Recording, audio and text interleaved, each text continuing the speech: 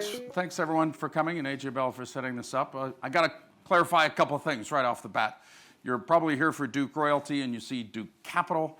We are the same company. We just went through a rebrand, and this is why I want to come and tell our shareholders about it. I've met a couple of shareholders already. The second thing I got to clarify is, despite my Canadian accent, we are listed in the UK. Okay, so bear with us. I'm Neil Johnson, the CEO. I'm joined by Charlie Cannon-Brooks, our CIO, and Marcus Oldsberg, that will be here after as well, that we'll mix and mingle. And listen, we only have 20 minutes. I'll try and do it and before that, with lots of times for questions. So again, let's get into the presentation. And AJ Bell had the two alternative finance companies right at the front of the presentation. So that's probably where we will be the only similarities here. Duke Royalty, we actually play in the sector above time finance. So we're the lower mid-market, as we say. So we're not SME financings. Our average loan or investment is over £10 million. But just some of our stats here. We've admitted in 2017, so we have 7 years. We have 15 current partners. We'll talk about them.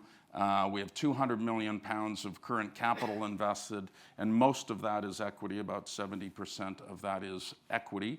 And we pay a very nice dividend quarterly, and our current annualized dividend yield is 8.5%. We've returned since 2017 actually almost 18p of dividends back to our shareholders, as a total of £46 million. So you can see that we're committed to giving dividends and consistent dividends, and a well-covered dividend as well as we grow our company. The three boxes at the bottom here really are investment thesis, and what we have from day one wanted to show investors and prove to investors. One is capital preservation. We're downside protected. We'll show you how we invest, but that's pillar number one.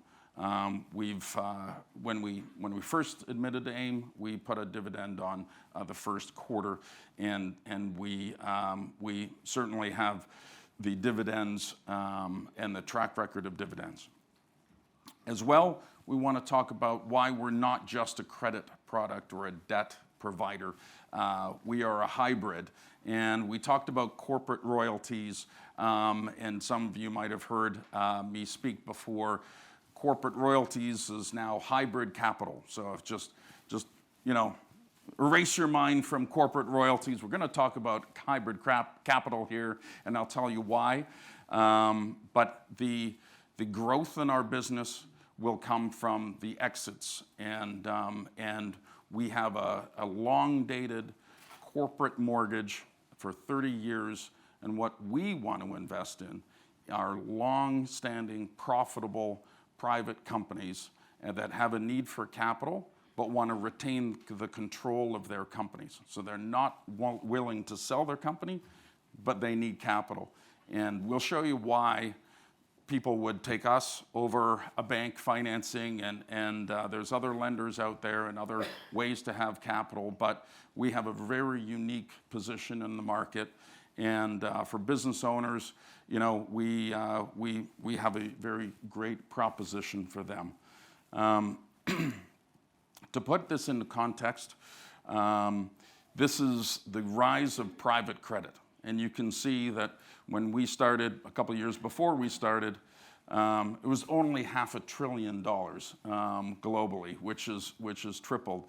Now, we play with all other forms of debt, with mezzanine debt, venture debt, and of course royalties. But the dark blue piece of the pie is actually what we have been doing since inception, which is being a direct lender, and that means our company and our balance sheet will lend our money to lower, like business owners for a long period of time.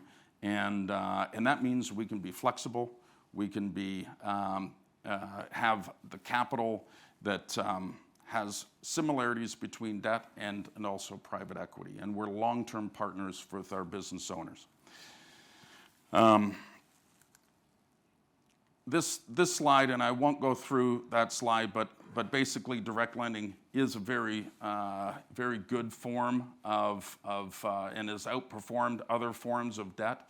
But I really like this quote from the BlackRock woman who says what direct lending does. And when you've heard us talk about and you've read what we have on our website and every year in our annual report, we talk about the extensive due diligence we do up front. We're almost like a private equity that we do a lot of due diligence. We use McKinsey & Company to give us data about the industry that we're going to invest in. So it's a really upfront, extensive process, intensive process. We also have senior secured loans, and this is why direct lending is resilient in good markets and bad markets. We're senior loans. We monitor. We've said this from day one. We get monthly management information. We're on the boards of these companies.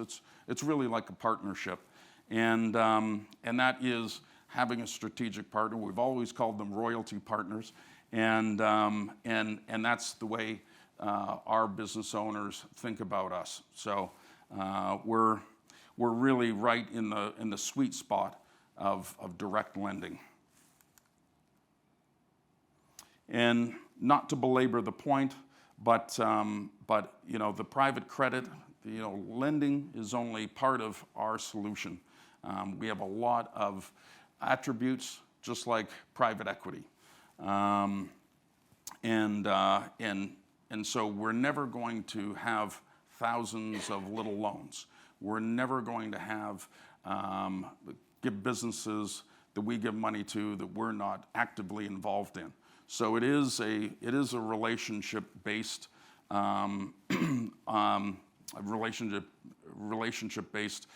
transaction for the long term.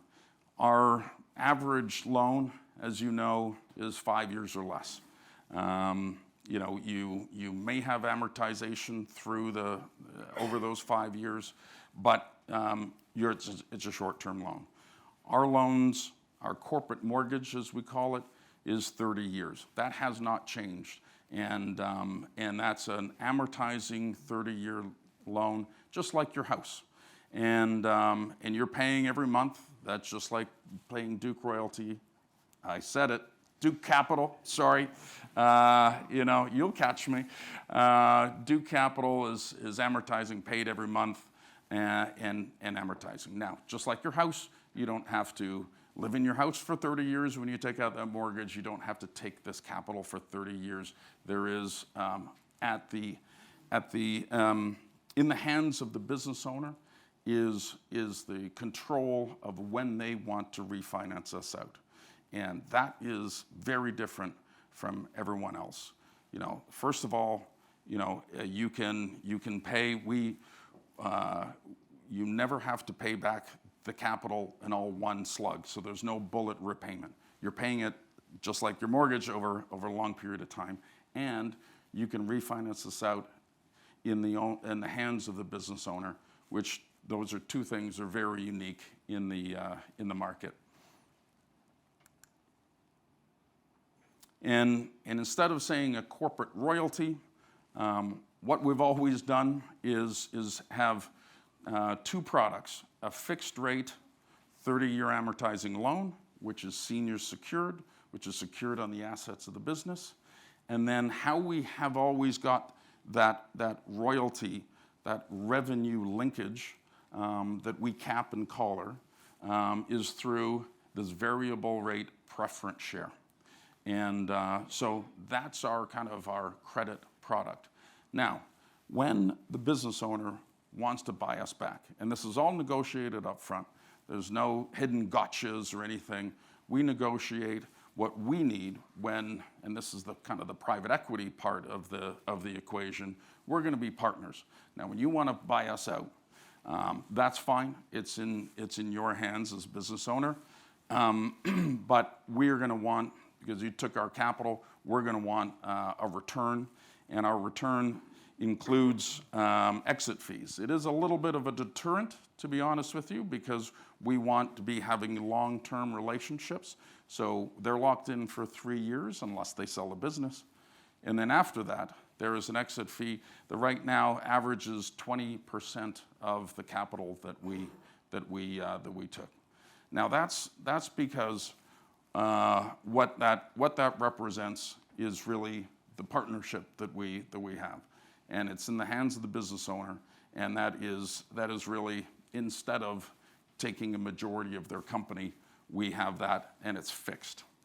More and more, as we go through what we're doing and partnering with business owners, we'll ask for minority equity stakes. This is where we fit, and the revenue of 10 million to 50 million pounds, which we call the lower mid-market, owner-operated and family businesses.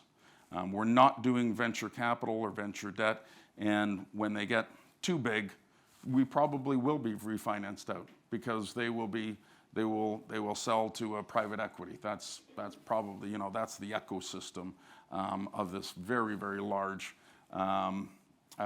private credit and private equity industry. What's the investor highlights, and what do we promise, and what have we delivered? Highly predictable revenue streams. We'll talk about that. I've got a slide on that. Exits, and we'll talk about our 6 exits. We have a unique exposure to these companies. These are profitable private companies, won't go public. They're not going to go public themselves, but you can get a basket of them buying Duke Capital. And we have a very stringent investment criteria. So we're trying to get, and we have delivered for the last 7 years, attractive risk-adjusted returns. We're never going to blow the market out of the water, but we're going to protect your capital. So, and that's the key to how we invest. We have some great shareholders, including AJ Bell, on here, so this is great. We do cater a lot to the public and the retail investor. We do a lot of these type of events, but we've been backed by some of the biggest investors in the world, as well. Our senior debt is Fairfax, which is a global insurance company. And critically, I'm a big shareholder myself. Charlie's a big shareholder. We've invested every time in every round and seeded the company with our own capital. So trust me, we're very aligned with the shareholders because we put our own money to work. And this is the reason. We're not all things to all people, but management buyouts, and if you're acquiring, buy and build, if you're business owner wanting to buy more companies, and use our capital as acquisition capital, we have a very great proposition for you. And you're gonna 10, 20, 30 times your equity value. So when I say you got an exit fee of 20% of the capital that you do that, it's much better than trying to sell your company or have a private equity partner that will take all of that upside. So we limit our upside, but we protect our downside. And for the interest of time, I won't go through all of that, but we're doing industrial and services business. We don't do startups. I think you get the picture. Well, you will when I show you this. These are the actual companies that we've invested in. There's glass manufacturing here. There's a big sign. There's a U.S. sign manufacturer on the side of stadiums. That's what they do. Jim, his dad started the business 30 years ago. We have a whole bunch of things, and IT services. We have care homes for adults with disabilities and youth. So I think that's a positive. We started out by diversifying the industries, the geographies, and so we're not tied to any one commodity or any one geography. But what's more important is there's 15 of those, but there's 63 underlying companies, as I said, acquisitions. So we have operating businesses that total 63. So that's even more diversification than the 15 companies at the top. These are our exits, as I said. You know, we get a bump of our IRRs, or our IRRs have the top and the bottom. We'll have a glass of wine and we can talk about why those are plus and plus 200 and minus 1.4. But it does speak to the fact that we are shepherds of capital. We protect our downside, and if you get more than just the corporate mortgage and the pref share, we can build from the exit fees and then the equity stakes, increase the typical returns that we can get. This is one of my favorite slides, which is our quarterly recurring revenue. The black represents when we get buyouts. As I said, we get upticks, and those are our revenue spikes, the one-time spikes. But what we like is to see this recurring revenue line keep growing, and this is our percentage of our operating costs. So there are 3 new people in the business. So our operating costs went from 10% of our recurring revenue to 11%, and that's a 30% increase in our headcount. So you know, it is very profitable. We have a great cash flow. You know, that means that our cash flow for our OpEx for the year is paid by February, and the rest is going into our bank account. So we're very proud of this, as you can tell through the last 2 years of what we've been living with post-COVID. Not going to go through this, but just to say that, you know, out of the 200 pounds that we have invested, 74 million has come back through the cash return from our investors to date, so 37%. So that just shows you the power of what we've created. And the other stat that you might like to know is that this 200 million pounds is 30-year loans. That will equal, if every one of these loans went to term, which of course they won't because they will be recycled, but that's almost £1 billion of revenue that we've created for our shareholders. So it's a very robust, a very long-term model.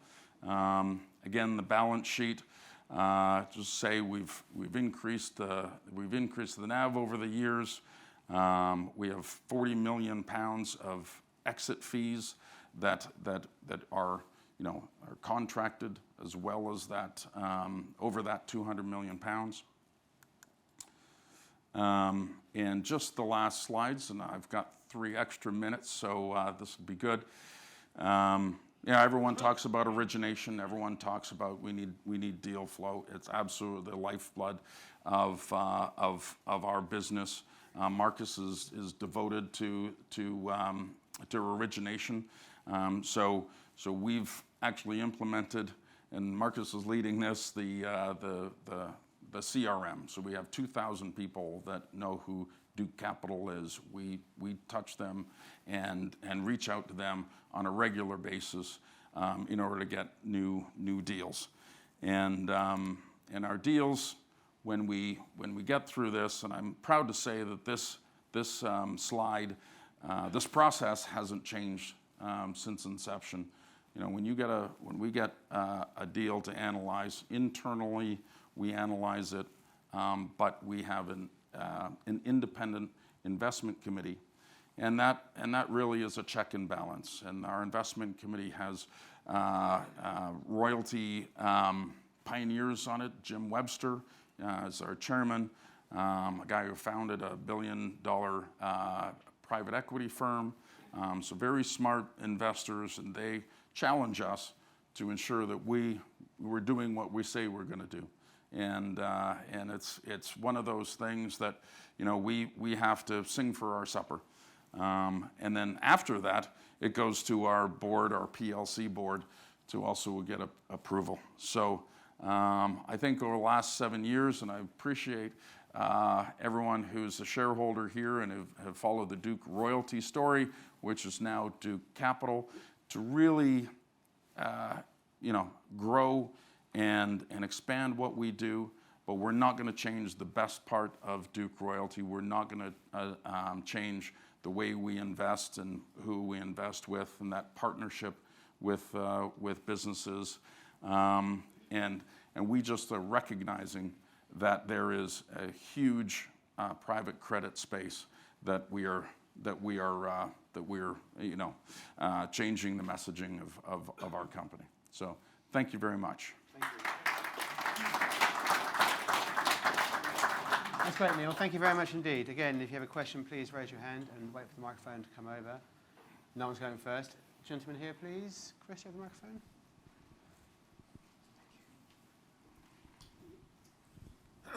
microphone. Thank you for a very good presentation. There are a couple of things I picked up from it. The first is, in common with many people, I'm quite fond of dividends, and clearly you've been a strong dividend payer. You mentioned preservation of capital, and I'm keen on that too. But I note that if I'd invested 5 years ago, I would be 20% down on my entry point. And if I look at a graph of your share performance over the last 5 years, I don't at the moment have access to anything longer. There was an inevitable COVID-linked slide into the abyss and climb back out of it. But if we look at the post-COVID time, the trend is still downwards. And one of your co-directors made an investment 12 months ago, I see, roughly, and presumably did it with a position of greater knowledge than I would have, and is marginally ahead on his purchase at this point in time. Those features don't make Duke Capital immediately attractive to me. What could you suggest to make me feel differently? Yeah,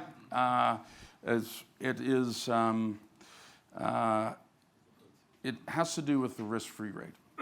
The last 2 years, we've seen, you know, if you put money in the bank account, you were getting zero. So our dividend yield at that time has always been between 5% and 6%. From 2017 to right before COVID, the stock went from 40p to 50p. You know, COVID, you know, everything went down, but we went from 30p back up to 45p right before the war in the Ukraine. And the British government increased the interest rates 14 times in a row, from 0 to 5.25. Now, when you have when you put your money in the bank and get 5% interest, you know, Duke Royalty, unfortunately, is going to have a higher dividend yield than having money in the bank. So our dividend yield has now trended up, which, i.e., putting pressure on the stock, to between 8 and 9%. Now, if we all think that the interest rate is going to go down, that 9% interest rate becomes much more attractive if you're getting 2% in the bank instead of 5%. And so I think that will trend down. There's buyers and sellers of our stock every day, unfortunately. I would just wish the buyers would show up and not the sellers, because that would alleviate things. I know that the retail really is a big buyer of our stock, but you know, that we've done everything we can. We can only control what we have in our company, and I think it has a lot to do with the relative relative positions of our where else you can get a dividend yield like ours. Question here, please. Yeah, I'll also say thank you for the comprehensive presentation. You've mentioned that you've got your own money in the company. What's the insider shareholding percentage? It's 4.5%. It was one of those things. It's over 4%. For all the directors? For all the directors, yeah. Question at the front here, please, Chris. Had a question. Thank you for the presentation. Yeah. Had a question about the capital allocation decision making, because you're paying a very high dividend, but you have regularly issued shares, which makes the dividend progressively more expensive in cash terms. Yeah. What's the rationale behind that? And then the other question, which is a bit more technical accounting, maybe for the CFO. If these are corporate, definitely. if these are amortizing corporate mortgages, why are they not on your balance sheet at amortized cost? Why do you fair value the assets? And similarly, when you look at the cash flow, it shows cash coming in. Presumably part of that cash is cash interest revenue, and then the other part is repayment of principal. So should that not be split on the cash flow statement as opposed to being one lump? You know, I'm a shareholder, by the way. well, the short answer to that is we have the investments are fair valued. Okay, so we have it's not a loan book. So we have we do a 30-year model and value, and it has to go to zero, and it has to start at our cost. And because of the revenue linkage, we actually value these companies that are going to go higher. They're going to pay us more. So it's not a loan book. So the value of the companies, actually, the value of the investments, based on our model, should actually increase slightly to the top of year about 17. And then, of course, it has to go to zero by year 30. And that's because of the revenue linkage of and the embedded growth that we project. And actually, our long-term, our 7-year, it was on the slide, our 7-year average is 3.4% that we've increased, like our annual adjustments, but 3.4. That's right. Yeah, it goes up. So we have growth embedded in our cash flow, and our long-term models are only 2%. So we're actually beating our long-term models. So that's why our value goes up. I think we are out of time then. Thank you very much indeed, Neil. It's a really Okay. interesting presentation. Thank you. Thank you. We'll be around.